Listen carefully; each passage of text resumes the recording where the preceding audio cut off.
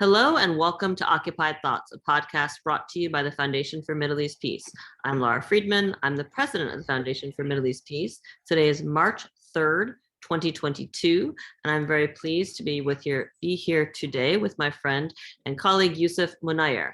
Yousef is a non-resident fellow at Arab Center, Washington, D.C. He is well known and highly respected in the Israel-Palestine intellectual space, having worked on these issues for years. He's written widely and published widely, and you can follow him on Twitter at Yousef, Y-O-U-S-E-F, Munayyer, all one word, M-U-N-A-Y-Y-E-R. Yousef, thank you so much for joining me today. Welcome back to Occupied Thoughts. Sure thing. It's good to be with you. So, Yousef, I wanted to have you on the show today.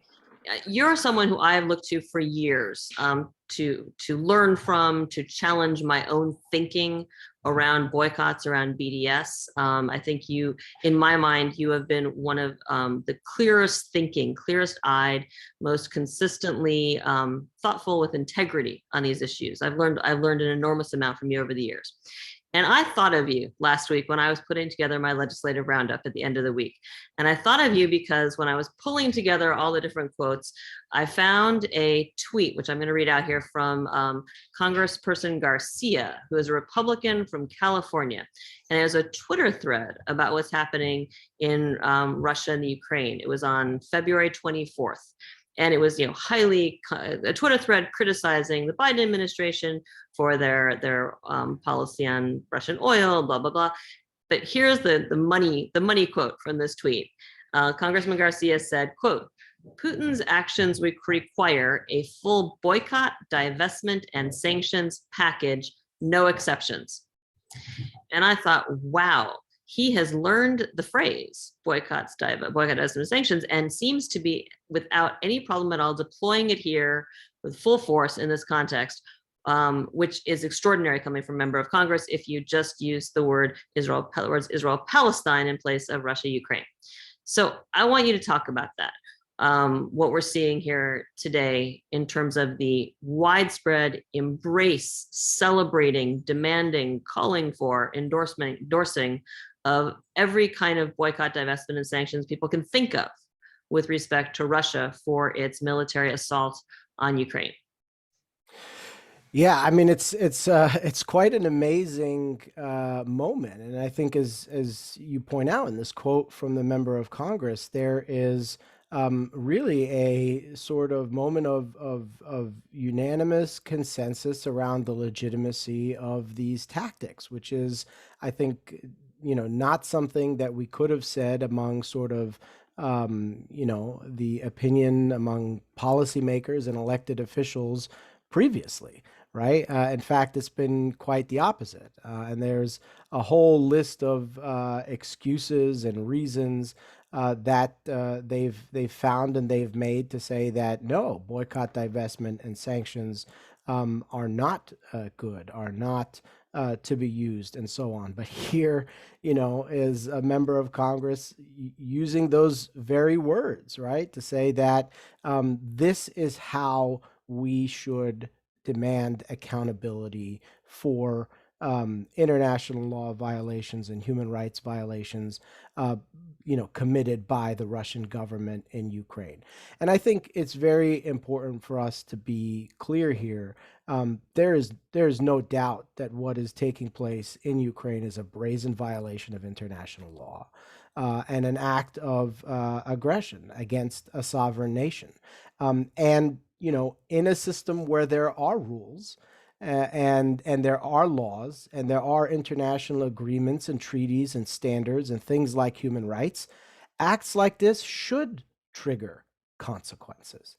The problem, of course, is that that's not always how it works. And there is a double standard of holding Israel to a position of impunity, holding Israel to a position of allowing it to get away with the kind of things that we obviously would not allow many others to, including in this case, the Russian government, right, in Ukraine.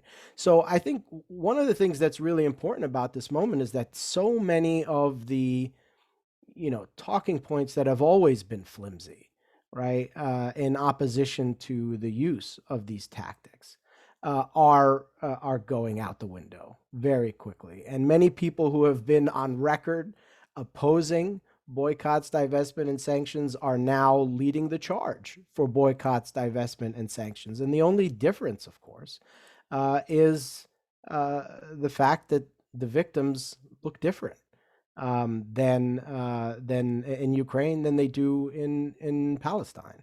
And I think those double standards are crystal clear to many people in this moment.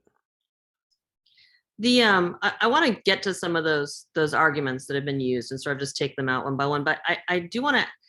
There are people who will argue, it's sort of like the apartheid discussion. They say, well, you can't use the word apartheid when talking about the situation in Israel-Palestine because it's not exactly the same as South Africa. And we saw a thread on Twitter the past couple of days from the head of the Anti-Defamation League. We saw an article in the Jerusalem Post. There seems to be an urgent need to argue that because the situation facing Palestinians under Israeli rule in the West Bank and Gaza since '67, and Palestinian citizens of Israel not getting exactly full rights. This is why the apartheid language is being used by groups like Amnesty and HRW since '48. Since it's not exactly the same as being invaded by Russia, then it's absolutely illegitimate to even talk about them in the same breath. Can you just take that on? Well, there's no shortage of excuses and deflection, and I think you know. Perpetrators of gross human rights violations, people who are systematically violating international law, whether they be the Russian government in Ukraine or the Israeli government in Palestine, are going to come up with all kinds of excuses to justify their behavior. That, I think, should be expected. And, this kind of deflection of saying, well, this situation doesn't look exactly like that situation. Okay, sure. No two situations look exactly alike, but we have human brains that are capable of understanding that while an apple and an orange don't look and taste exactly alike, they're both fruit, right? And they don't have to both look exactly alike to fit within a particular definition. And there is no doubt, as has been documented voluminously by every human rights organization worth noting, and various international organizations from the United Nations and beyond, that what is taking place in Palestine, the actions of the Israeli government, constitute violations of international law and systemic human rights abuses. So, you can find whatever name you want to attach to that, whether it's apartheid, whether it's invasion or occupation. There are people who will tell you we shouldn't use the word occupation either. At the end of the day, it's very clear that there are systemic violations of human rights and international law taking place because of Israeli government policy, and that demands accountability. And I think we are seeing a willingness to hold violators accountable in the case of Ukraine, but we're not seeing it, of course, in the case of Israel. And I thought, it was really stunning the way that we saw the United States in this past week rally the international community at the United Nations to pass a resolution or attempt to pass a resolution at the Security Council condemning the actions of the Russian Federation in Ukraine, knowing full well that Russia had a seat as a permanent member on the Security Council and was going to exercise its veto. And the position of American diplomats and other Western diplomats has been reported is this is going to show the extent to which Russia is isolated in the international community for its position towards Ukraine.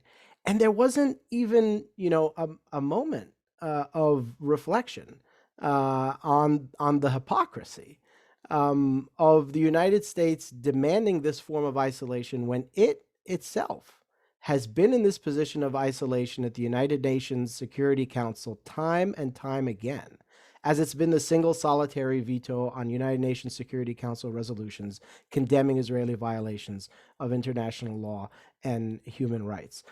So we are clearly saying that human rights violations, international law violations, are only going to be held to account when our enemies are behind them, and not when our friends are the ones perpetrating them.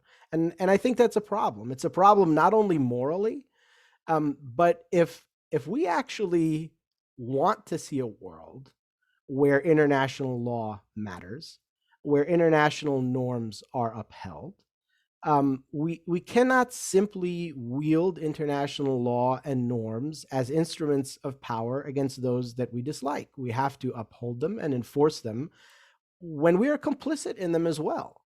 And when our friends who we're sending billions of dollars of military aid to every year are committing these crimes, we're not doing anybody any service by allowing them to do that with impunity. We are creating a world where might makes right, and it is the kind of world where acts of aggression, like the ones that we're seeing on display in Ukraine this week, are going to be more likely, not less likely. So, picking up on what we're saying, the first part of the conversation, let's talk about some of the arguments that have been marshaled against BDS. And here we're not talking just the question of whether or not it's government policy, whether governments boycott or use sanctions or divestment, but just at the popular level, whether people are allowed to boycott, or whether it is delegitimized, whether it's treated as not just not a welcome act, but an act that delegitimizes the person who's doing it. That means they're an anti-Semite, it means they're a bigot, it means they're discriminating. Let's run through some of those. I can offer a few, and you can add some. I mean, I went to the ADL's page, and there's a Stop BDS organization, and I sort of distilled that down. It's striking. I mean, there is the unfairly singling out. Well, I can't imagine anybody says it's unfair to single out Russia right now, but if you say, well, at a popular level, people want to boycott Israel, they say, well, what about China? What about, no, I don't hear anyone saying, well, why aren't you also launching international boycott against China? Or why are you not kicking China out of, whatever sports events or whatever? I mean, you've got the whataboutism, you've got the unfairly targeting innocents, right? So if this, in a comparable case for Israel-Palestine, the argument would be, if you're boycotting Israel, there's lots of Israelis who are good Israelis who want to make peace, who maybe don't support the policies that you oppose, and you're going to actually hurt them and make it harder to make peace. I love the one which is that it's complicated. This is too complicated. You can just jump in and boycott. There is this will be counterproductive. It'll actually make things harder. It makes the sides dig in more. There's a whole list. I don't know if you want to comment on any of those in particular. I would ask you if you want to talk about what's striking to me in the past couple of days, which is what's happening with sports and culture. And you tweeted, I think, this morning about cats, FIFA, Eurovision, and cats. You want to talk about those? Because FIFA and Eurovision, there are direct parallels to things that they have done with respect to Palestine. I don't think the cats, there's a direct parallel, but it is interesting. Yeah, so I guess the International Cat Federation, and I'm sure that's not their name, but that's just what I'm calling them because I don't know what the exact title of their organization is. Made some decision today or yesterday saying that Russian cats would not be permitted to enter into international competitions and so on. And I think sort of jumping off of what you said to start your question, I think is important here. When we talk about the Palestinian call for boycott, divestment, and sanctions, it's important to understand the context that that's happening in, particularly when it comes to the boycotts and divestment, the non-state level sort of actions that are part of the BDS, right? The B and the D. These are actions that Palestinians are calling for in a very particular context, a context in which we are not seeing state-level sanctions directed at Israel to hold it to account. And it is a call for civil society actors to use their institutions, to use their spaces, their power, their platforms to demand accountability, in part because the state system is fundamentally failing to do so. And not only is it failing to hold Israel to account through the channels that exist, right, to hold violators of international law to account, it's actively enabling them as well. The boycott and divestment efforts that we are seeing directed at Russia right now are happening in addition to massive state-level sanctions that have been enacted immediately, right? And so I think that's an important distinction to draw in terms of the kind of response that we're seeing.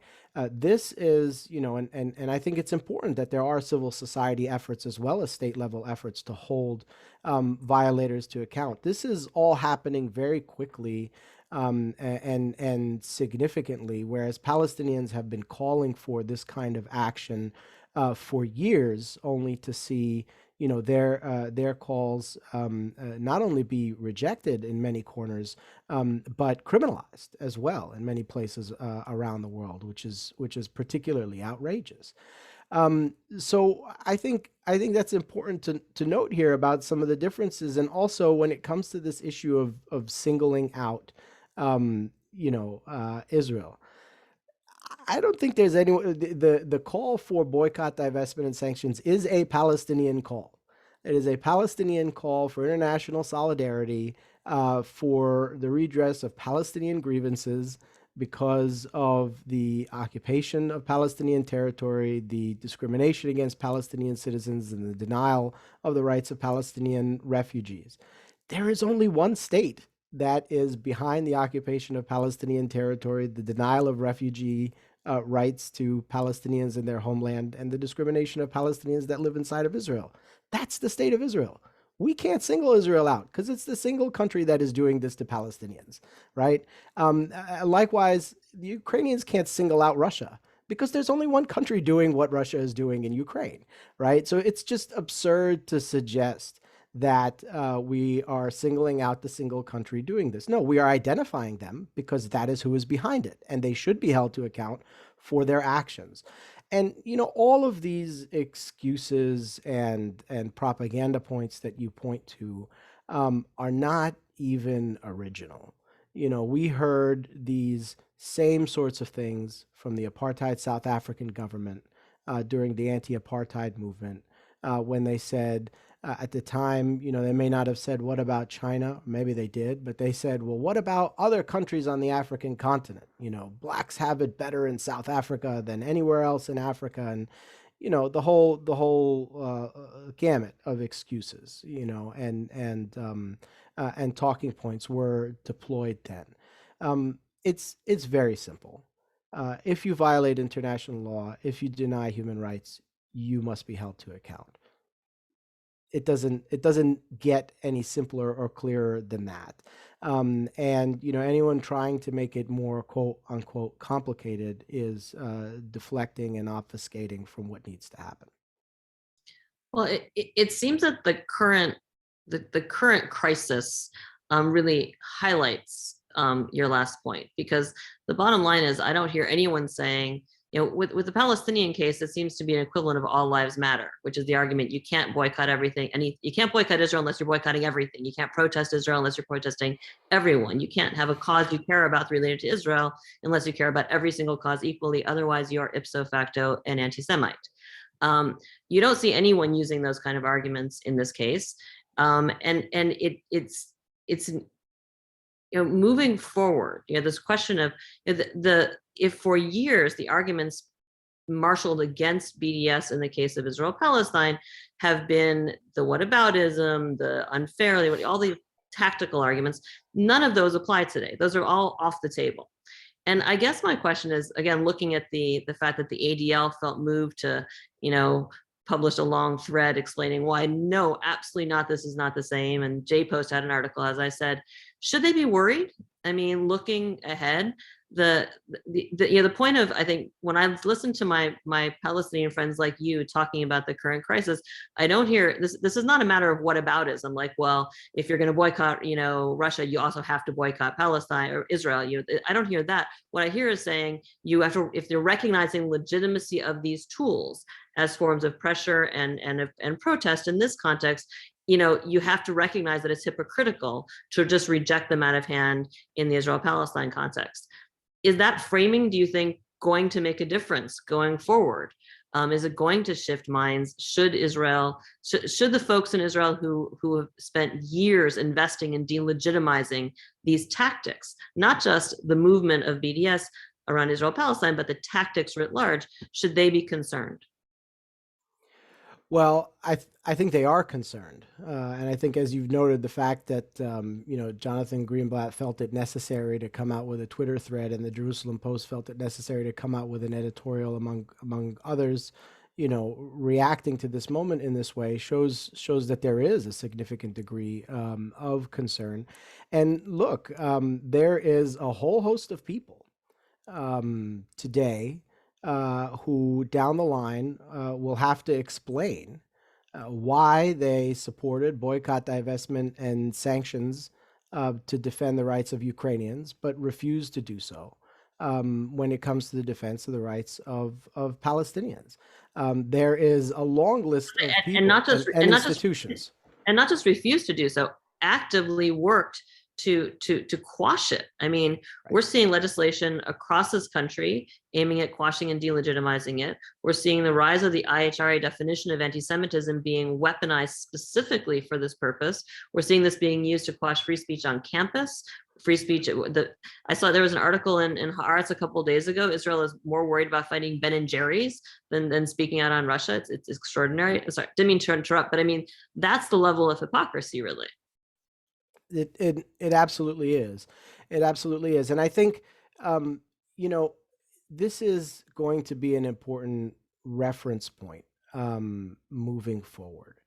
This is a massive event that has attracted the entire world's attention.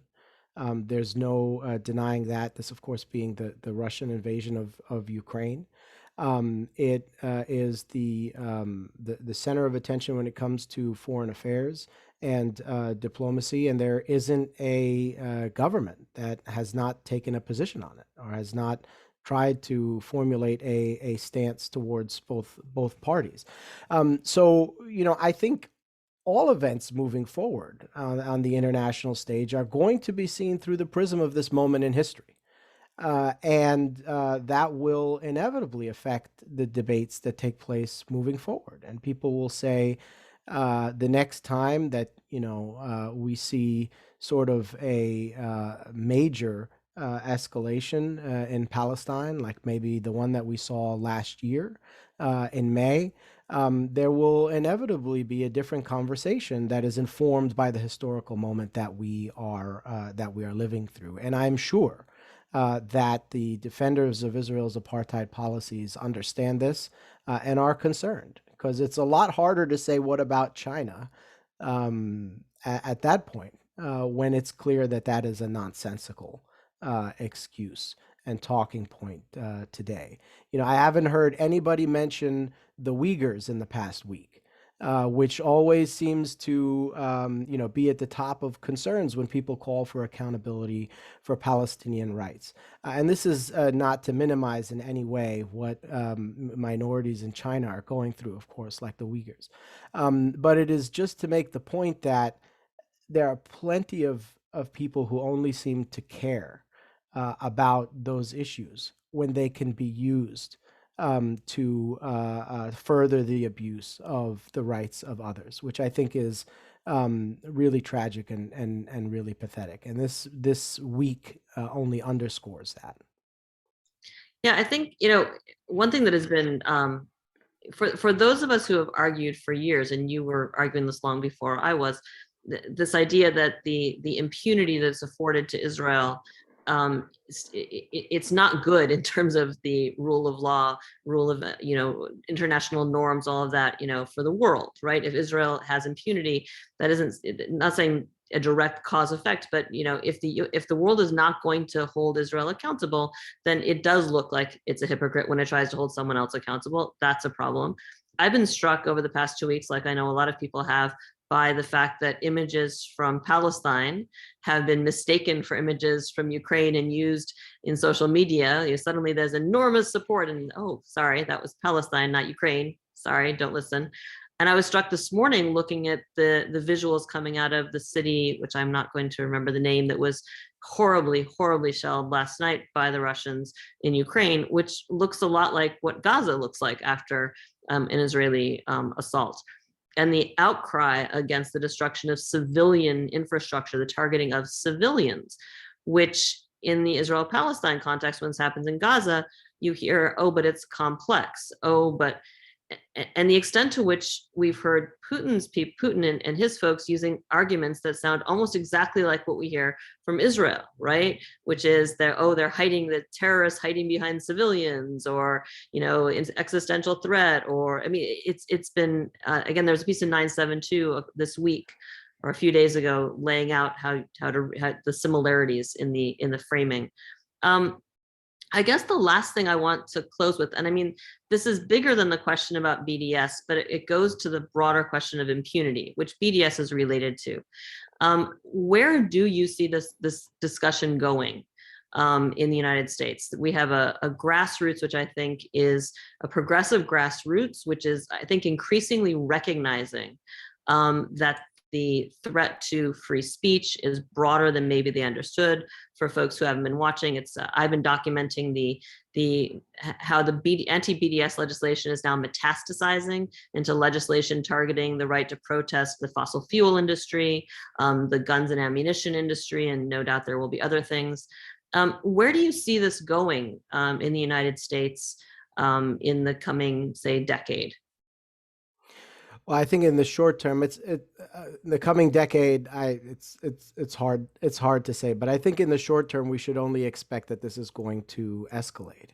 Look, we're clearly at the stage right now where I think the Israelis and their supporters have accepted the fact that even here in the United States, where they've had a tremendous amount of support, um, they're not winning the argument. The only way that they can win the argument is to prevent the conversation from happening. And this is what you are seeing with all of these efforts to criminalize or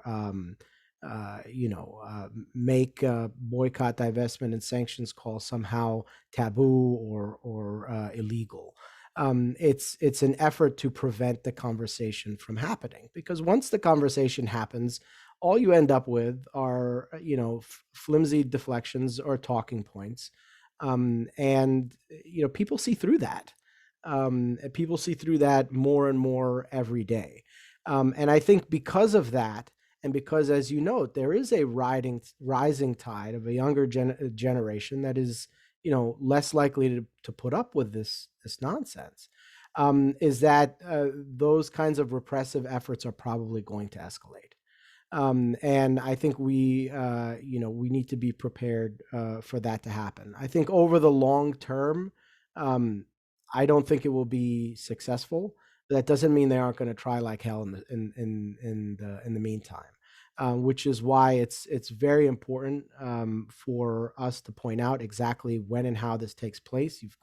You of course have been at the forefront of doing so, and not just when it comes to Palestinian rights advocacy, but rights advocacy, period.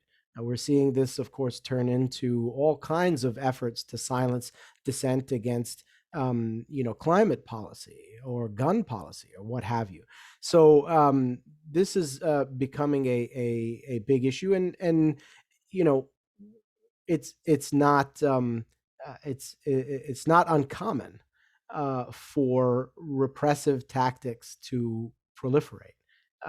If one group or constituency sees that they work, sure, they're going to borrow these tactics. So this, I think, absolutely represents a threat to advocacy writ large, rights advocacy writ large, and needs to be called out and opposed. But to answer your question succinctly, I think we're likely to see more of this in the immediate short term, precisely because the Israelis understand it's the only way to hold on to the status quo. More and more people are demanding change, and they're not putting up with the what about China's and the Palestinians have it better here than anywhere else, or whatever excuses they come up with to justify their behavior. Thanks. I think we're going to have to stop it there. I completely agree with that comment. I think that is exactly where it goes in the period ahead, and I encourage people to watch this closely. One way to do that is by following Yousef on Twitter and looking for his writings, which are superb. Another way is to follow the constant research that I publish, just to make sure that everyone is as worried as I am. Although people who are happy about this look at that same research and say, "Yay, we're doing well." So it's data is data, and it should be free. So you can find that at www.fmep.org. Yousef, I want to thank you so much for taking the time out today to join me. I will hope to have you back again soon. Thanks to our listeners. Thank you for joining us for this episode of Occupied Thoughts. I encourage folks to check us out online and subscribe. You can do all of that at our website, www.fmep.org, Spotify, SoundCloud, all of those great things, iTunes, and that way you won't miss any other great work that we're doing. So with that, we're going to end it here. Thank you so much. And until the next episode of Occupied Thoughts, farewell.